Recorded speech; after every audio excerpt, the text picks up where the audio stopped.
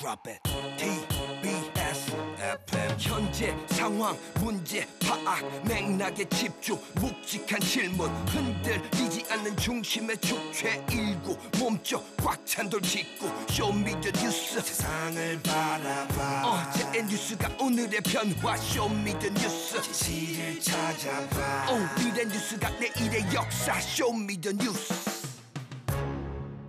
꼭 알아하는 뉴스만 골라서 전해드리겠습니다. 쇼미더 뉴스 전해줄 분들 소개합니다. 뚱컵의 인사이트K 배종찬 소장입니다. 화이팅입니다. 뚱블리 정상근 시사 전문 기자 나왔어요. 네, 안녕하십니까. 0558님이 배종찬 소장님 유머도 개그맨급, 설명도 쉽게 스타일도 2030이 좋아해요. 아 정말 완전 극찬을 해주셨네. 이 MZ 세대죠. 커피 한 잔 보내드리세요. 네, 보내드리겠습니다. 네. 자. 오늘로 이제 대선이 D-113일입니다. 자, 일단 정상 기자. 네. 이재명 윤석열 후보 일정부터 좀 간결하게 설명을 해볼까요? 네, 오늘 오전에 이재명 후보는 이 청년 기후 활동가들과 간담회를 가졌습니다. 그 MZ 세대 밀접한 행보를 계속 이어가고 있고요. 반면에 윤석열 후보는 이 공식적인 일정 없이 이 선대위 구성 등에 대한 논의를 이어가고 있는 것으로 알려져 있습니다. 네. 자, 그러면 오늘 쇼미더뉴스 첫 번째 어떤 거예요? 종부세 대 양도세입니다. 네. 윤석열 후보가 지난 주말에 종부세 전면 재검토하겠다. 내가 대통령이 되면 내년쯤에는 종부세가 없어질 수 있다. 이런 공약을 내놨지 않습니까? 그렇습니다. 윤석열 후보가 전면에 내세운 부동산 정책은 종부세 전면 재검토입니다. 이 전체 가구 중에서 부동산 소유 가구 중에서 한 1.7% 가량이 이제 종부세를 70몇만 가구밖에 안 된다면서요? 이제 종부세를 부담하게 되는 대상인데 배 소장님은 종부세 냅니까? 뭐 저하고 상관이 있겠습니까? 그래서 이제 윤석열 후보는 전면 재검토라는 이야기를 했고요. 그런 이유는 아무리 숫자가 납세 대상자가 적다고 하더라도 문제가 많은 세금이다 이런 지적을 했습니다. 두 번째로는 이제 다주택자에 대한 양도소득세 감면을 통해서 거래를 좀 활성화하겠다. 또 주택자의 양도소득세 보유세를 완화하겠다. 이런 대대적인 이제 부동산 세제 개편인데 중장기적으로는 종부세를 재산세에 통합할 수도 있다라는 이야기를 했는데 네. 여기 하나 맹점이 있습니다. 어떤 거죠? 이 종부세는 종합부동산세는 이제 12월달에 부과가 되는데 이게 이제 국세입니다. 그런데 이 국세는 걷어들여서 이 국세로 다시 지방자치단체에 교부를 합니다. 네. 그러니까 이게 만약에 걷어들이지 않으면 지방자치단체 부산, 대전, 울산, 광주, 충청 여기서는 막 난리가 날 거거든요. 지방으로 내려가야 될 교부세가 안 내려가니까 그렇죠. 덜 내려가니까 이 부분을 어떻게 하겠다라는 대안은 아직까지 설명은 되지 않았습니다. 네, 그렇군요. 자, 종부세는 지금 헌재에서 이미 결론이 난 거 아닙니까? 맞습니다. 이 윤석열 후보가 이 종부세에 대해서 문제가 있다라고 주장한 대표적인 이유가 바로 이중과세라는 데 있는데요. 그러니까 재산세를 이미 걷는데 이 종부세를 왜 또 걷냐 뭐 이런 주장입니다. 그런데 2008년에 헌법재판소가 그 이중과세 문제를 포함해서 미실현 이득에 대한 과세 또 원본 잠식의 문제 뭐 이런 것들은 문제가 없다 이렇게 판단을 내린 바가 있습니다. 그리고 이 한국의 종부세를 포함해서 이 보유세율이 2018년을 기준으로 0.16%인데 다른 OECD 주요 국가들의 평균이 한 0.5%가 넘는 상황이어서 세금이 절반에도 미치지 못한다. 뭐 이런 반박도 나오고 있습니다. 네. 어쨌든 이 정책을 내놓고 하는 이제 공약 경쟁이 이제 시작이 된 거예요. 이런 공약 경쟁, 정책 경쟁은 바람직하다고 저는 생각이 들어요. 네네. 그렇지 않습니까? 아니 근데 그건 좋은데 좀 더 고민을 해서 네. 부동산 문제를 어떻게 해결하는가에 더 근본적인 아이디어가 나와야 되는 그렇죠. 거죠. 왜냐하면 이건 쉬운 문제거든요. 세금으로 어떻게 해보겠다. 사실 세금은 누구 돈입니까? 다 국민 돈입니다. 그러니까 어떻게 적정한 가격에 아파트든 어떤 주택의 형태든 공급을 하고 투기를 건절할 수 있고 투기 건절 방안이 구체적으로 나온 게 있습니까? 없거든요. 네. 그러니까 돈잔치를 한다라는 것은 너무나 쉽게 정책을 내놔서 표심을 매표를 하겠다 이런 사건 심리도 작동을 하고 있어요. 네. 지금 화나신 건 아니죠? 아니, 그건 아니고요. 네. 자, 그래서 빨리 이 양 후보가 한번 TV를 통해서 국민들 앞에서 정책 경쟁을 좀 해줬으면 하는 바람이고, 자 이재명 후보의 얘기를 들어보면 어제 국토보유세를 신설하겠다 이런 정책을 내놨어요. 네, 국토보유세가 누구의 이야기랑 비슷하냐면 사실은 이게 지난 민주당 경선에서 추미애 후보가 상당히 강조를 했던 내용과 흡사해요. 네. 그때도 이제 이 국태 사실상 이 전국의 국토를 공유제 형태로 인식을 하고 그랬죠, 여기에 대한 맞아요. 예. 이 세금을 물리는 것이 필요하다. 그것이 부동산 투기 근절의 근본적인 대책이다. 그런 이야기를 했는데 똑같지는 않지만 불로소득 타파를 위해서는 이재명 후보는 이 국토 보유세를 도입을 해야 된다라는 이야기인데 이게 이제 토지세하고 비슷한 겁니다. 토지세하고 비슷한데 그 동안에는 이게 이제 이 적정한 정도의 세율로 토지세를 물리지 못했다는 거거든요. 그러니까 이 종부세를 할 게 아니라 종부세 하지 마라. 오히려 토지를 기준으로 해가지고 여기에 국토 보유세, 토지세를 제대로 매기면 된다. 이걸 이 기본 소득뿐만 아니라 기본 주택 정책, 기본 시리즈 내놨잖아요, 그죠? 거기에 재원으로 삼겠다. 그래서 지금 현재 이 부동산 보유 토지세 세율이 부동산 보유 세율은 0.1% 되는데 부동산 국토 보유세로 하면은 1.0%까지 끌어올릴 수가 있고 이게 한 30조 원이 확보된다는 거예요. 그러면 이 30조 원을 가지고 기본소득, 기본주택 이런 정책들을 실현할 수 있다. 이런 이야기를 하고 있는데 오늘 공부 열심히 해 오셨는데 제가 예. 하나 좀 몰라서 좀 물어보겠는데 네. 그러면 국토보유세 신설을 하고 종합부동산세는 그대로 둔 상태에서 신설을 한다는 거예요? 아니죠. 종합부동산세를 이 국토보유세에 합해버린다는 거죠. 아 그렇게 되는 거군요. 예. 그런데 이제 여기를 통해서 이제 30조 원이 확보되는데 여기에 맹점은 뭐냐? 그러면은 정작 기본주택은 난 필요 없습니다. 기본소득에 반대하는 사람들은 국토 보유세에 대해서 선호할 수는 없거든요. 공감할 수는 없거든요. 그리고 이른바 이제 야당에서 공격하는 거는 그러면 모든 토지에 다 이걸 이 보유세를 물리게 되면은 약간 공개념 토지 공개념 제도가 성립되는 거 아니냐. 국토는 다 정부 것이다. 약간 공공재산 성격이 강해진다. 이런 반발이 나올 수 있다. 요즘 뭐 부동산 공부 뭐 과외 받으세요 누구한테? 아니 열심히 하는 거죠. 진짜 오늘 컨디션 좋습니다. 정상 기자가 뭐 추가 설명할 것도 있는 것 같은데요. 네. 제가요? 근데 정상 기자, 근데 증세다 이거 네네. 이렇게 하면 이런 반발이 있지 않습니까? 맞습니다. 이제 아무래도 이제 민주당 입장에서는 이 증세 대 감세 이런 구도로 가면은 좀 불리할 수도 있다 이런 얘기들도 나온다고 하는데요.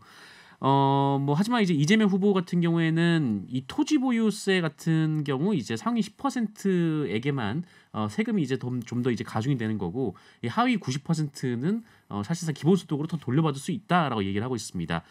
그러니까 여기 상위 10%에 못 들면서 이 손해를 볼까봐 반대한다는 것은 이 악성 언론과 또 부패 정치 세력에 놀아나는 바보짓이다 이렇게 또 비판하기도 했습니다. 네. 오늘 쇼미더뉴스 정말 진지합니다. 이 종부세, 국토보유세 아주 어려운 개념들 두 분께서 설명해주고 있는데 공부 열심히 하셨는데 배 수장님 하나만 더 물어봐도 돼요? 네네. 그 민주당에서는 양도세 완화 카드를 내놨는데 이건 또 뭐예요? 이게 민주당뿐만이 아닙니다. 지금 국민의힘에서도 양도세를 완화하려고 하는데 그런 이유가 이제 좀 거래를 활성화시키겠다. 그리고 실제 주택을 거래하는데 부담을 최소화하겠다. 이게 이제 선거를 앞두고 있기 때문에 더 강력하게 주장이 나오고 있는데 우리가 무슨 말이냐면 집을 팔 때 처음에 집을 샀을 때보다도 이익이 많으면 그만큼 이제 세금을 내야 되는 것이거든요. 양도세를 많이 내야 그렇죠. 되겠죠. 그런데 이 양도세를 1주택의 경우에는 현행 이제 9억 원에서 12억 원까지는 12억 원까지는 실거래가 이루어지더라도 양도 소득세를 내지 않아도 됩니다. 비과세가 됩니다. 그런데 이제 뭐 서울 같은 경우에는 12억 원 이상 거래가 될 가능성이 높은 부동산들이 많죠. 경기도도 그렇고. 그런데 이제 그런 경우에는 이 양도 차익이 15억을 넘는 경우에는 이제 상당히 많은 세금들을 물릴 수밖에 없는데 이때 이제 또 하나 조건이 붙는 게 뭐냐면 장기 보유 특별 공제율입니다. 그러니까 주택을 오랫동안 보유하고 있으면 10년, 15년 보유하고 있으면 이 양도 거래세를 또 깎아줍니다. 근데 그게 이제 최대 40%까지 공제를 해주는데 양도 차익 그러니까 처음에 집을 샀을 때보다 15억 원 이상 이익을 누리는 경우에는 이걸 40% 깎아주는 건 심하다. 한 10%만 깎아주자 이런 이야기가 나오고 있는 거죠. 네, 알겠습니다. 오늘 좀 두 분의 부동산 강의 잘 들었습니다.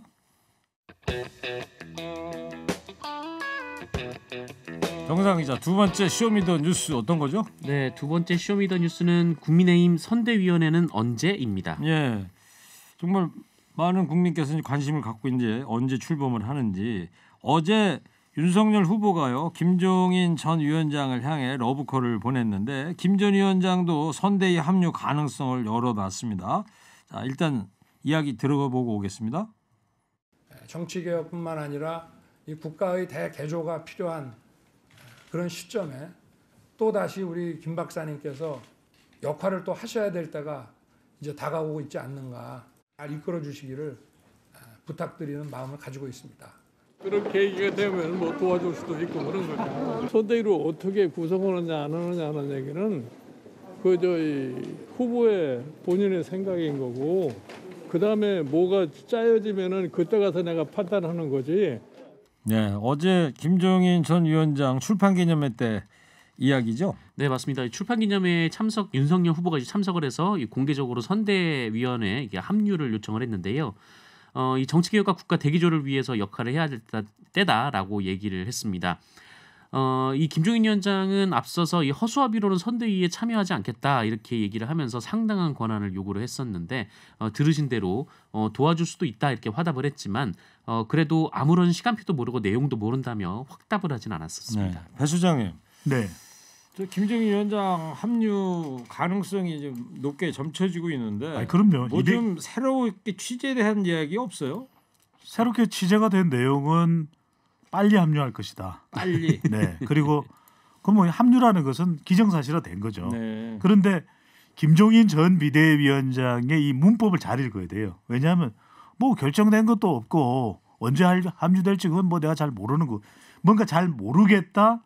결정된 건 없다는 이야기는 원하는 대로 교통정리가 안 돼 있다. 빨리 교통정리를 해야 내가 들어간다. 네. 그 점을 분명히 한 거죠. 빨리 합류할 것이다 이런 말씀을 취재를 통해서 알아냈다 그러는데 네. 누구한테 취재한 건지 뭐 그걸 밝히면 안 되죠. 그래서 지금 보호 때문에 안 된다는 거예요. 김종인 전 비대위원장은 결과적으로는 원톱으로 정권을 보장받으면서 가급적 빠른 시일 내에 11월 말, 그러니까 이달 말 다음 달 초 정도에는 합류가. 그게 빠른 거예요? 늦은 거지 그러면은. 워낙 20일 이번 토요일쯤 예정돼 있었던 거 아닙니까? 왜 이렇게 매사에 급하세요? 네. 그래서 이제 들어가게 되는데 결국 김종인 전 비대위원장을 영입하는 것은 합류시키는 것은 이기기 위한 거죠. 윤석열 후보로서는. 그래서 이제 선대위도 컨트롤하고 중도층도 견인하고 그다음에 앞으로 이 배우자 지금도 관련된 소식 나오고 있죠. 또 이 주가 조작과 관련된 의혹입니다. 아직까지는. 네. 이것과 관련된 이제 수사가 이루어질 때 위기 대응 측면에서 김종인 전 비대위원장이 역할을 해줄 것으로 기대를 하고 있는 거죠. 알겠어요. 자, 정상환 기자. 네. 윤석열 후보하고 이준석 대표 사이에도 갈등설이 있다. 그러면서 권성동 의원을 사무총장으로 낙점했다. 이런 보도도 있는데 이 역학관계 좀 간결하게 설명 좀 해주세요. 네, 그 윤석열 후보가 이제 대선 후보로 선출되면서 이 당의 공식 대선 후보는 이제 당무 우선권이라는 게 있거든요. 대통령 후보가 되면. 네, 네. 그러니까 그건 민주당 있긴 이재명 하지만, 후보도 마찬가지죠. 네, 그렇습니다. 그래서 그 윤석열 후보 측이 이제 뭐 당무를 이제 좀 컨트롤할 수 있는 그런 지위에 올라갔는데 그런데 여기서 이 사무총장도 윤석열 후보 측에서 이제 새로 임명하겠다 이런 주장을 했다고 합니다. 그러니까 이준석 대표가 이 사무총장을 임명을 했었기 때문에 그 이준석 대표로서는 당연히 좀 불쾌한 얘기가 될 수밖에 없고 그래서 두 사람 간에 갈등 양상이 있다. 이런 지금 보도가. 사무총장이 이준석 대표가 이번에 네, 예표되면서 사무총장 한기호 사무총장인데. 네, 맞습니다. 이제 한기호 사무총장을 이제 내리겠다라는 거죠. 그래서 어제 이 윤석열 후보가 이 그 최고위원회 회의에 참석을 하지 않았고 오전 회의에. 네, 맞습니다. 이준석 대표는 원래 이제 모두 발언을 하고 그다음에 비공개를 시작을 하는데 모두 발언하지 않겠다라고 얘기를 했거든요. 마이크 내려놓는 장면도 봤고요. 네, 그래서 양측의 좀 갈등이 좀 정점에 올라 있는 거 아니냐. 자, 좀 이런 그러면 분석도 이 있었는데 사무총장이 뭐 하는 자리인데 이렇게 이 중하게들 생각하는 거예요? 사무총장은 이제 당의 살림살이를 맡아 하는 자리입니다. 돈을 관리하는. 맞습니다. 이 당에 들어오는 이제 모든 이제 지출, 수입 이 부분을 이제 관리를 하고 있는데 대선 예산이 한 500억 된다며요? 그렇습니다. 이 돈줄을 쥐고 있는 자리다 보니까 굉장히 핵심적인 자리로 꼽히고 있는 그런 자리이기도 합니다. 그래서 두 사람 사이에 이 자리를 두고 갈등이 있다라는 보도가 나왔는데 오늘 이 권성동 의원이 이제 윤석열 후보 비서실장이거든요. 현재 비서실장이죠. 네, 이 권성동 의원을 그 사무총장에 임명하기로 두 사람이 합의했다. 뭐 이런 보도가 나왔었습니다. 합의했다까지만 나온 거예요? 네네. 그러면 오늘 중에 권성동 사무총장 인사 날 수도 있겠네요. 그러면 그거 오늘 중에 나올 수는 잘 모르는 상황인 게요. 이 권성동 사무총장 같은 권성동 비서실장 같은 경우에는 언론 취재에 이제 본인이 아직 그 얘기를 들은 바는 없다 이렇게 얘기를 한 상황이긴 합니다. 이거는 배 수장이 뭐 취재된 거 없습니까? 이게 좀 충돌이 전혀 없을 수는 없겠죠. 왜냐하면 이준석 그러니까 권성동 사무총장 글쎄 이제 윤석열 후보 쪽에서는 이제 각각 측근인 또 가까운 사이인 중마고죠. 강릉 친구인 권성동 의원이 사선 의원이 사무총장을 맡아주길 바랐는데 이 과정이 흥미롭습니다. 왜냐하면 어제 이준석 대표가 윤석열 후보 방으로 찾아갔다는 거예요. 네. 그래서 찾아가서 한 30여 분간 논의를 했는데 이 인사 관련된 논의가 있었다라는 겁니다. 그런데 이제 만약에 이게 빨리 결정이 돼서 공식화할 수 있는 내용이었다면 이미 이양수 수석 대변인이 발표를 했겠죠. 네. 근데 아직 발표를 안 했다라는 것은 뭔가 조정되지 못한 부분이 아직도? 있다는 거죠. 그렇죠. 네. 그런데 이제 그러면서도 이준석 대표로서는 아무런 갈등이 없다. 아무런 갈등이 없음을 보여주기 위한 사진으로 짜장면을 먹고 있는 사진을 올렸어요. 본인의 SNS에. 누구하고 윤석열 후보 그리고 이양수 수석 대변인 김은혜 홍보본부장과 짜장면을 먹고 있는데 그 짜장면이 많이 남았더라고요. 그 짜장면을 많이 남긴 거에 대해서도 왜 남겼을까 이런 또 궁금증이 있죠. 왜 남겼는지 좀 취재해서 내일 좀 꼭 좀 얘기를 해주시고요. 네, 알겠습니다.